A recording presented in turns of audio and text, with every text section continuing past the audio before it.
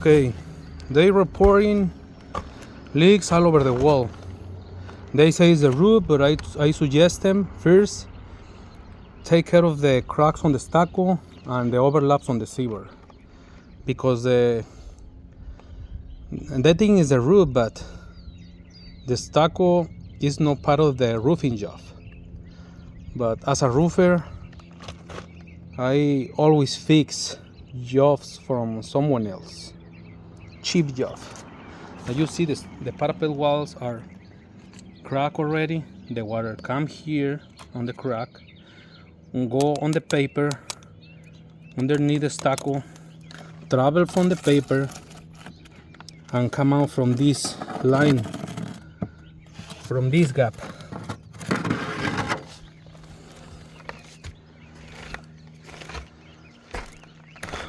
So there is caulking sealant everywhere, but this is the details that make me think why they don't understand how to do the job. Okay, the water is coming this way. Let's say you have a crack over here, so the water come on the roof, on the crack, going between the paper and the stucco. The water running down, and the only way to get out, the water need to get out, is from the ceiba, from this line. This line always have to be clean. This can be buried with foam, buried with mastic, buried with paint. This gap needs to be free, completely open, because the water come here, like I say, and the water come out from here. From here come over the roof. But what happened? The water coming here is traveling down because the ceiba is going down, but the ceiba is improperly installed, because if I remove this crappy stucco, you see? Did you see this gap? Did you see this gap? Okay. Is always where most of the roof leaks, on the overlaps on the ceiba. So I'm gonna make a foam repair, but first I spray foam. I need to make a good preparation. I have to grind the ceiba with a 7-inch grinder. Put your glasses on. This grinder is very strong. Always before I apply the foam, I make sure the ceiba is grinded, because the urethane needs to grab in something rough, or maybe if you don't have a grinder, you need to prime it, but you have to remove the paint. And also, I clean the stucco here. At the end, I'm gonna put some sealant here. That way, if the water goes this way, it won't go between the overlaps. And my foam, I'm gonna stop my foam here, from here down. I don't want to bury foam here, because I'm gonna make a big problem. I'm gonna create problems in the future. If I'm gonna spray foam over the ceiba, remember I have to spray over here, like 1/2 inch, 1/4 inch, before the gap. If you're gonna bury the foam over here, I don't recommend it to you, because all the water is gonna be trapped in here. It's gonna create mold and more leaks and more problems. If that is gonna be the case, I recommend you spray foam up and over, all the way up to here. So that way, the wall is gonna be completely encapsulated, completely 100% out of leaks. And also remember, as a roofer, you cannot put nails here or nails here, because I've seen it before. And you need to have a little common sense that the nails have to be covered with foam. So don't put nails here or here.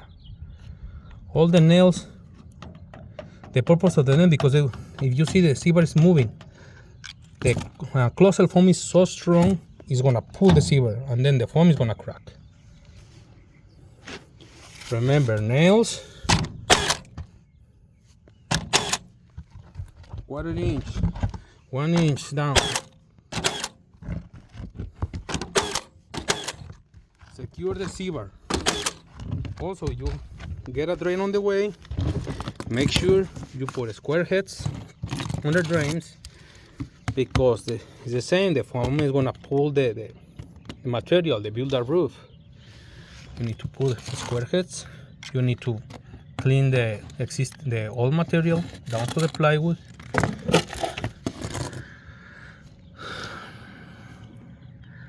And then blow it off, prime it, and ready for the foam application.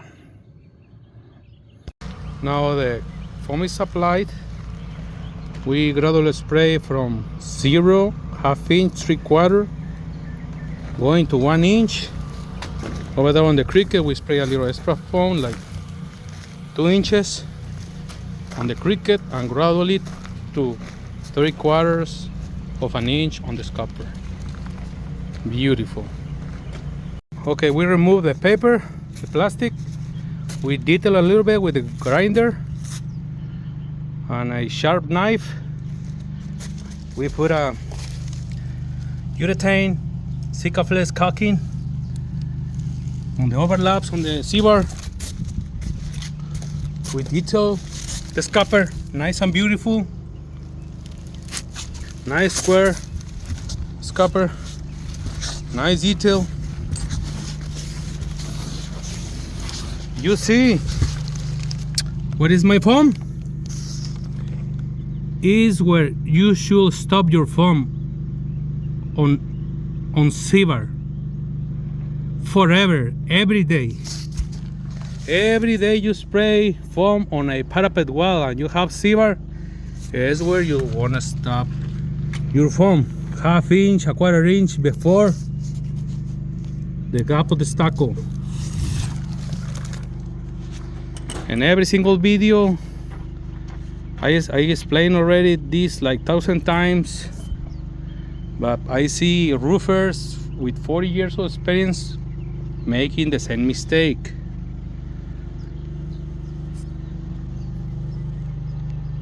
Beautiful.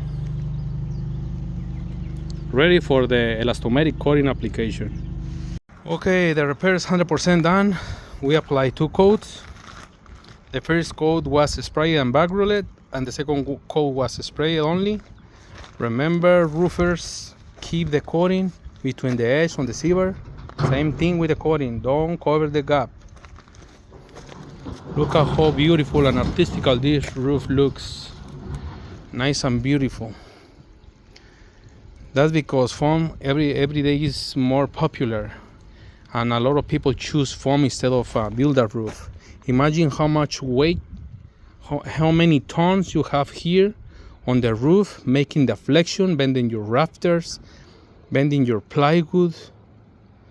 Every time it rains, all this gravel and dirt go on your furniture, on your patio. If you have a pool, as I can imagine. Now look at the difference, and you wanna give me the reason. Foam is the best of the best. Beautiful. Thank you for watching.